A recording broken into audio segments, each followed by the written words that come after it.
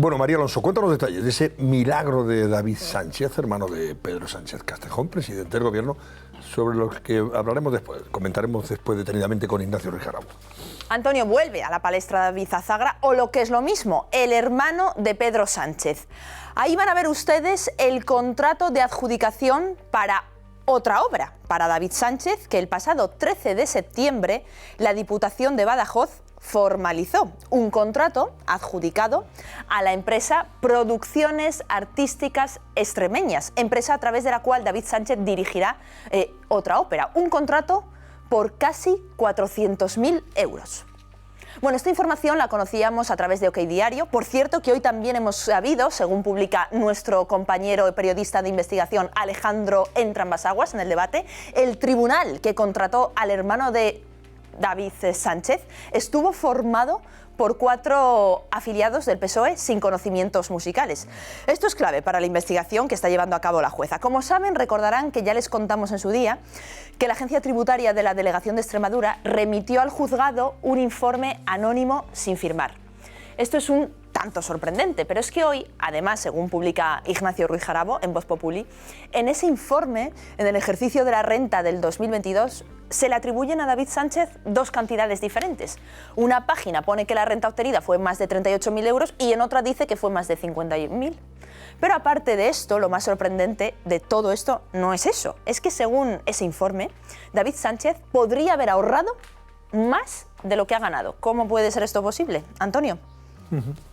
Bueno, pues eso es lo que vamos a preguntarle a Ignacio Ruiz Jarabo, que fue director de la Agencia Tributaria y que lo ha plasmado en un interesantísimo y yo diría que incluso divertido artículo titulado El milagro de David Sánchez. Don Ignacio, buenas noches.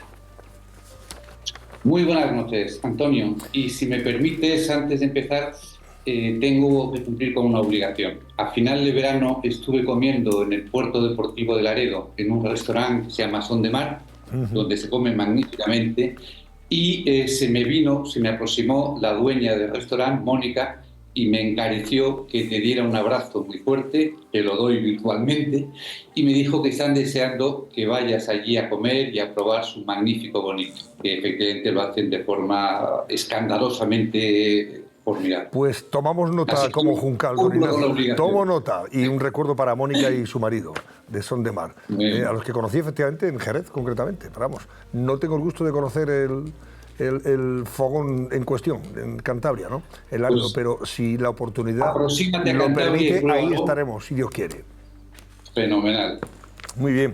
Bueno, Ignacio, te preguntaba en primer lugar porque tú comentas que ya por fin sabemos que ese informe anónimo remitido por la agencia tributaria a la jueza que investiga el caso de David Sánchez ya tiene nombres y apellidos. Está hecho, parece ser, por los responsables de la Agencia Tributaria de Extremadura, por los 3 jefes, concretamente. Sí, tras la irregularidad, por ser inaudito e inédito, de enviar un informe anónimo, cuando la jueza les ha obligado a la Agencia Tributaria a confesar, digo así, a confesar la autoría del informe, la Agencia Tributaria ha dicho que fueron la delegada de la Agencia Tributaria en Extremadura y los 2 jefes de dependencia de inspección y de gestión, es decir, los 3 directivos más relevantes y más significativos de la agencia tributaria en aquella región, en aquella comunidad autónoma. Esto es también inédito, inaudito y yo creo que hasta irregular, y lo explico muy brevemente. Vamos a ver, los 3 directivos en cuestión están a cumplir funciones directivas, están efectivamente a cuestiones de coordinación de equipos, a cuestiones de comunicación exterior, interior, dentro de la agencia, están a ejercer funciones de jefatura de personal, etc. No están en el día a día técnico. Por eso, la agencia tributaria en su historia, la que yo conozco, que no es poca, siempre encarga los informes que han de remitirse a tribunales a los inspectores de cartera, es decir, a lo que se dice de inspectores de cartera, que son aquellos que están día a día efectivamente revisando situaciones tributarias de contribuyentes. Pero no solamente es por esto, es que estos inspectores de cartera tienen su puesto por concurso y por tanto son en principio inamovibles, lo cual da efectivamente una cobertura de independencia a los criterios técnicos que viertan en su informe. A diferencia de esto, tanto la delegada como los jefes regionales de inspección y de gestión que han firmado finalmente el informe o que han reconocido haber hecho el informe, deben sus puestos a lo que se llama la libre designación y por tanto están sometidos al libre cese. Es decir, podrían ser cesados al día siguiente de elaborar el informe si el informe elaborado no lo es a satisfacción de sus superiores, lo cual en principio da un riesgo de docilidad hacia la superioridad que les hace inapropiados para elaborar este informe. Claro, pero es que, pero, Ignacio, es que este informe es impresentable a tenor de los datos que revela. O sea, tú hablas del milagro de David Sánchez. ¿Cómo es posible que alguien pueda ahorrar más de lo que gana? Es que, claro, ¿de dónde sale ese dinero? No lo explican tampoco absolutamente nada. Y además sostienen y reconocen que el señor Sánchez, don David, ha conseguido ese milagro de ahorrar más de lo que ganaba. Claro. Relacionado con este carácter inapropiado y con esta docilidad potencial de los firmantes, el informe es inasumible. Primero porque es un galimatías hecho, en mi opinión, con la intención de que no lo entienda prácticamente nadie. Por supuesto, la jueza a la primera, ¿no? Es ininteligible. Pero claro, como te pones a escudriñar, pues lo que dice son un conjunto de cosas que le hacen un informe insolvente. Efectivamente, primero, cuando señalan los ingresos que ha podido tener David Sánchez, es decir, lo que llaman ellos la renta fiscal disponible, es decir, lo que ha ganado menos los impuestos que ha tenido que pagar, pues según qué página del informe dicen una cifra u otra. Si cogemos una de las cifras del informe, la más baja, resulta que el ahorro que ha tenido, el ahorro no por el incremento del valor de lo que tuviera, sino por adquisiciones, aumento del saldo de la cuenta corriente y adquisición de criptomonedas, resulta que este ahorro de David Sánchez es mayor que la renta que le ha quedado disponible después de pagar impuestos. Eso evidentemente es metafísicamente imposible. Pero si somos más contemporizadores y cogemos la cifra mayor de la renta fiscalmente disponible que se dice en el informe, resulta que después de pagar impuestos y después de ahorrar esos 41.000 euros en las dos cosas que he dicho, resulta que David Sánchez habría vivido todo el año 2022 con 9.000 euros, que son 820 euros al mes, 27 euros al día. Pero claro, en el informe se dice que David Sánchez ha estado viviendo de hotel todo el año 2022 en Portugal. ¿Cómo se puede vivir de hotel todo el año pagando 27 euros al día? Pero además en el informe se dice que David Sánchez dispone de un vehículo Honda, que evidentemente tiene unos gastos, prima de seguro, combustible, mantenimiento, averías, etcétera. Pero es que además se dice en el informe, no se dice en el informe, pero se intuye que alguna vez se habrá desplazado desde Portugal, donde está el hotel, que le cuesta menos de 27 euros al día, a su centro de trabajo en la Diputación Provincial de Badajoz, y eso también tiene un coste. Pero digo yo, y después David Sánchez habrá tenido que comer. ¿Y cómo se puede hacer todo esto? Comer, vestirse, algún gasto de ocio, el coste de mantenimiento y de consumo de combustible de un vehículo y el hospedaje durante todo el año. ¿Cómo se puede hacer esto con 27 euros al día? Por eso yo acabo diciendo que voy a contratar a David Sánchez o a la agencia tributaria para que administren mis ingresos, porque son capaces de sacar un jugo que los demás no somos capaces. Pero yo te pregunto directamente, Ignacio, viendo esto, ¿han prevaricado los señores que han hecho este informe? Porque claro, esto es infumable, es impresentable, presentar ese informe. Ojo, donde no se aclara tampoco el abultado patrimonio del señor Sánchez, que pasa durante la pandemia a tener un patrimonio de 1,5 millones de euros.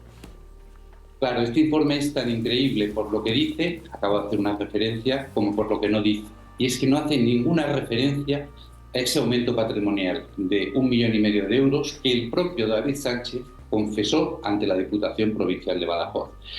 Y omitiendo absolutamente cualquier referencia a esto, dice que, sin embargo, con sus ingresos se justifica todos los datos y que no se aprecia ningún posible incremento no justificado. De los datos que he dicho yo antes, referido a 2022, se demuestra que eso no es así bajo ningún concepto. Ahora, me preguntabas por prevaricación. Hombre, prevaricar es dictar a sabiendas un acto injusto, un acto administrativo injusto. Esto no es un acto administrativo, por tanto, prevaricación yo creo que no. Ahora, podría ser falso testimonio. Claro, podría ser falso testimonio. ¿No? Claro, o en todo caso, decir algo falso al requerimiento del juez. No sé si se califica, como yo lo he dicho, de otro modo, pero desde luego el informe contiene carencias importantes. Lo que omite y lo que dice, manipulando cifras de forma tan evidentes como aquello, el caso que he contado como ejemplo, y a mí me parece de una gravedad enorme. Es muy grave que la agencia tributaria encargue este informe a 3 directivos en vez de a 3 inspectores técnicamente con trabajo técnico diario, y es muy grave, especialmente grave, el contenido del informe, ¿no? Claro. Yo no sé... ¿Esto se lo harían a un particular, dónde... Ignacio? O sea, cualquiera de nosotros le harían un informe ad hoc, como el que le han hecho al hermano de Pedro Sánchez, porque es el hermano del presidente del gobierno, es la agencia tributaria. En absoluto. Claro. En absoluto. De hecho, en la historia de la agencia tributaria, para empezar, no hay ningún informe técnico hecho por la delegada o por el delegado de la agencia tributaria. Esto es inaudito. Pero cuando ves el contenido, es que es imposible no relacionar ambas cosas, ¿no? Fíjate, Antonio, es que no hace ni 3 meses que la ministra de Hacienda cesó fulminantemente a otra delegada de agencia, en este caso de Aragón, porque remitió, simplemente por remitir al juzgado, un informe de un inspector de cartera sobre el caso Koldo, sobre el caso del escándalo de las mascarillas, y como a la ministra no le gustó el contenido, que era un contenido técnicamente impoluto, objetivo e imparcial, porque lo había hecho no un directivo, sino un inspector de cartera, y al remitirse el informe al juzgado, la ministra cesó a la delegada que lo había remitido a Madrid y al director general de inspección de la agencia tributaria. Claro, con este precedente de hace tan solo 4 meses, encárgale a la delegada de Aragón que haga un informe sobre el caso de David Sánchez. Y evidentemente el resultado es el que tenemos en esas 31 páginas absolutamente infumables. Ininteligibles primero y luego infumables, por lo que omite ese incremento de 1,5 millones que ha confesado el propio David Sánchez, y por lo que dice, intentando justificar lo que es injustificable. Insisto, que David Sánchez viviera de hotel con 27 euros diarios. Esto desde el punto de vista legal o penal, o en fin, en el contexto de la investigación que está siguiendo la juez, me imagino que tendrá sus consecuencias. No aceptará este informe, salvo para constatar que aquí no se está diciendo la verdad, ni mucho menos. Hombre, me imagino que está en manos de la jueza encargar otro informe e incluso señalar quién puedan ser los funcionarios que ejerzan de auxilio judicial para hacer el informe, en vez de dejar a la agencia tributaria que sea ella quien decida la autoría. Sería la forma razonable y la forma pulcra de soslayar esta actuación de la agencia que no tiene nombre, ¿no? Ignacio Ruiz Jarabo, muchísimas gracias, exdirector de la agencia tributaria. Gracias y buenas noches, Ignacio, hasta siempre. Un abrazo. Y te esperan en Son de Mar, Antonio. Allí iremos, si Dios quiere, claro que sí. A Cantabria, a Laredo. Venga, un abrazo muy fuerte. Gracias, un abrazo. ¿Qué os parece esto que nos contaba Ignacio? Mira, Es tremendo, yo voy a hacer... el milagro de David Sánchez. Solo voy a, siguiendo el razonamiento de Ruiz Jarabo, que nos ha desmenuzado, digamos, la incongruencia. Un trabajo exhaustivo, técnico y totalmente objetivo. Eso solo lleva a muy pocas consecuencias. Una, que objetivamente las cifras fiscales del hermano del presidente del gobierno no cuadran. No cuadran, pues lo ha demostrado clarísimamente. Y si no cuadran es porque están llenas de mentiras. Hay mentiras en esas cifras.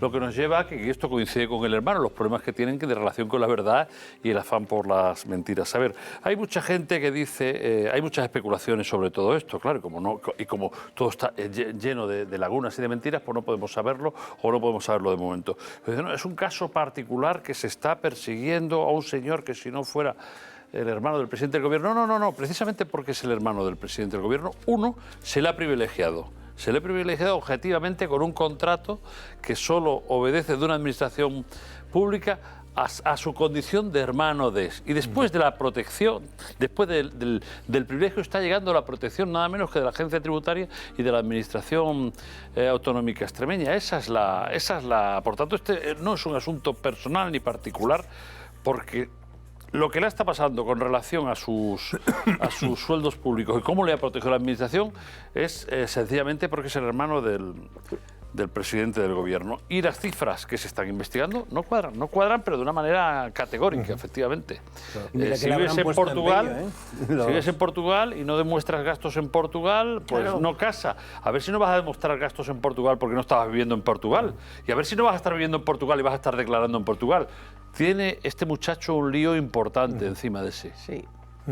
Y esos 3 máximos responsables de la agencia tributaria en Extremadura, ¿cómo hacen un informe tan irregular, o sea, tan ese bodrio que no se sostiene por ningún lado? Una de dos, o porque también Por ellos son orden bastante de- incapaces, porque, a ver... Por orden de... Pero ¿no? claro, realmente es que no aguanta ni una primera revisión ese informe. Tremendo. ¿No? Entonces, está muy curioso. Igual, A ver cómo también sigue la habría que investigación, plantearse ¿no? la idoneidad de esos 3 responsables.